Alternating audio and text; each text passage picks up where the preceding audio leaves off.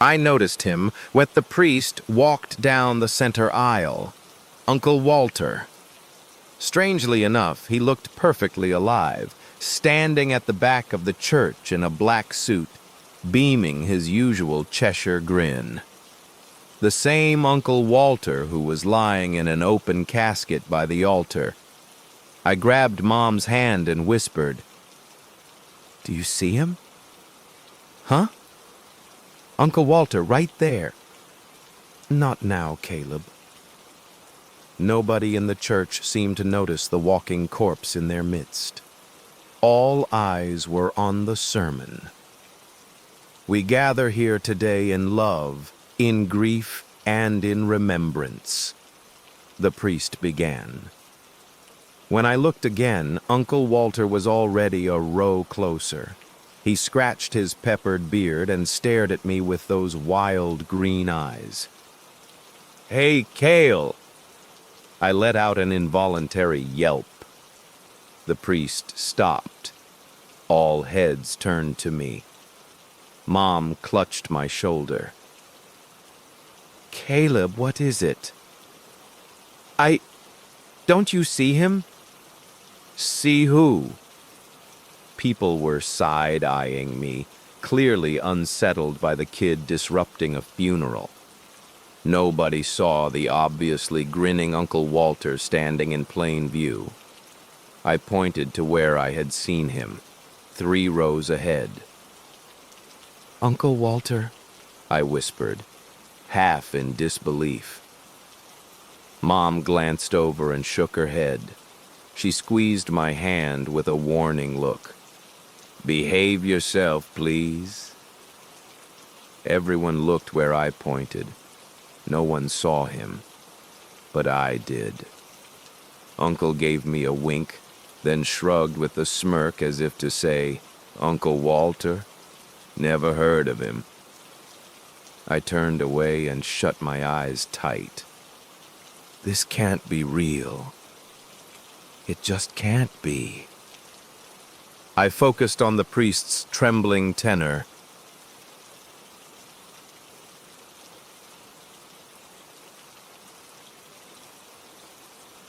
A grandson, a brother, and a long-time researcher at Fermilab, our dearly departed made numerous contributions to science. He was said to have a brilliant mind and could light up any room. I clenched my teeth and looked again. Uncle Walter was gone, only empty air in his place. And then, a calloused hand touched my wrist. I looked up. Uncle Walter was sitting right beside me, a finger to his lips. "Shh." Just a moment ago, that seat had been empty. Now Uncle was giggling under his breath. Terror gripped me. "Just pretend I'm not here, Cale. Don't pay me any mind." Mom didn't even flinch. She was still focused on the priest. "Funny, isn't it?" Uncle chuckled, clearly speaking only to me. "All these fools think I'm dead, think I'm gone, Cale. But this isn't my real body. No, just a shell, a copy." I turned away from the ghost and stared at the priest. I didn't understand what was happening, but I knew it wasn't right. "I chose you on purpose, Cale. You're the youngest. It had to be you." His breath, cold as ice, tickled my ear. My whole neck tensed with cramps. 50 years from now, you'll power up the machine. That's all I need. In 2044, you'll start it. I'll explain later. He coughed and patted my knee. My legs went numb. Then he stood and stepped into the aisle. "You and me against the world, kiddo. Let's make this funeral one to remember, yeah?" He flashed a grin. Let's celebrate. He climbed the altar and stood next to the priest. Though we lost him in a tragic accident, his warmth, influence, and of course, his scientific legacy will live on for many decades. Uncle raised a fist and calmly passed it straight through the priest's head like he was made of mist. Then two pudgy fingers pushed out through the priest's eyes from the inside.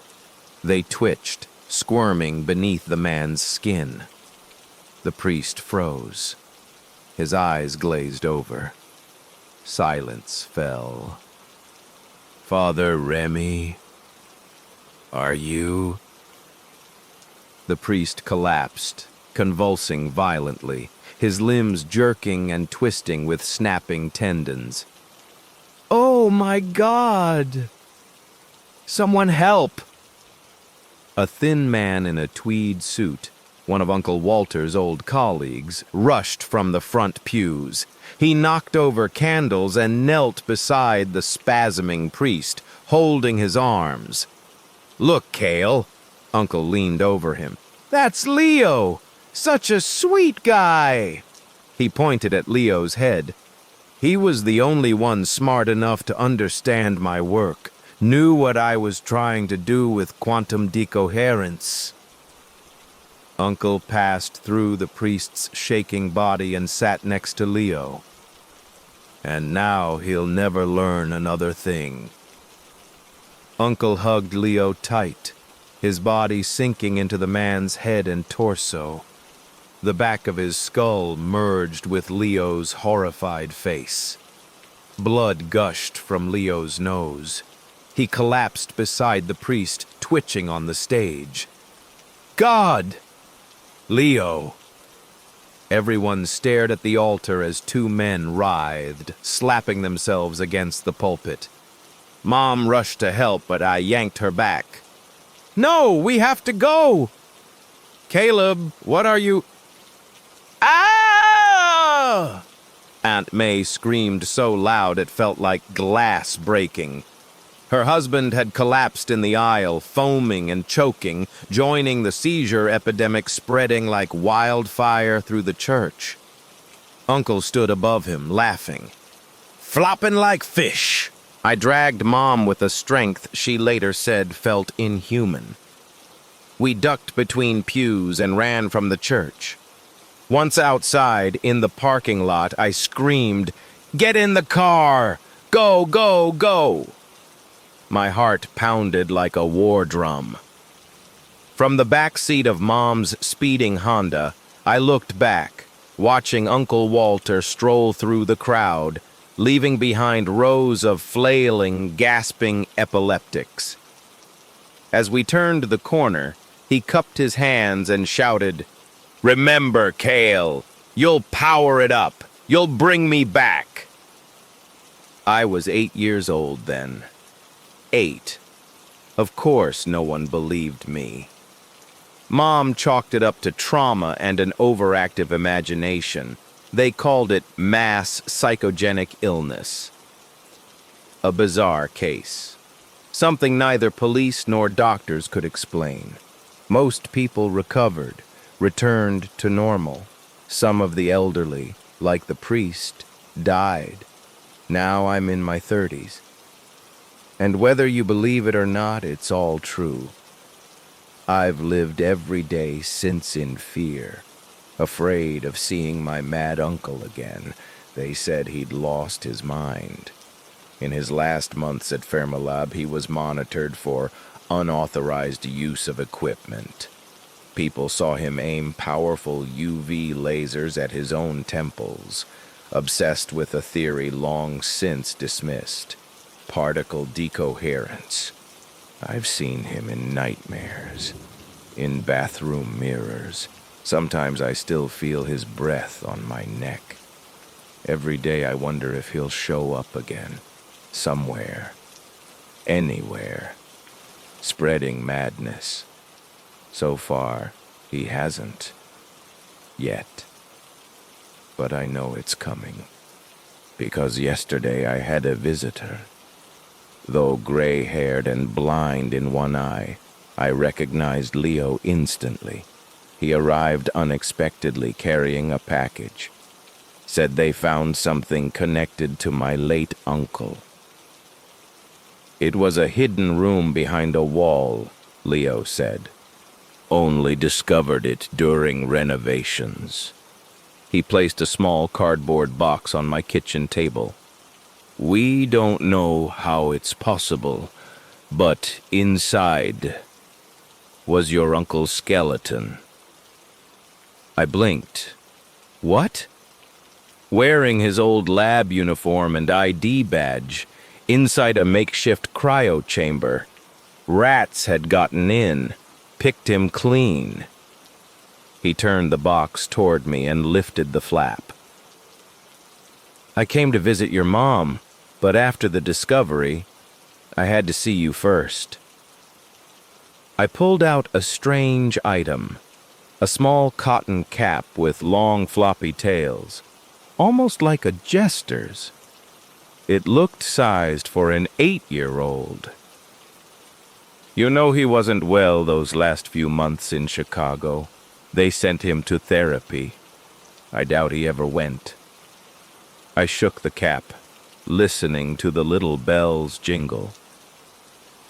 But he loved you. Always said good things about his nephew.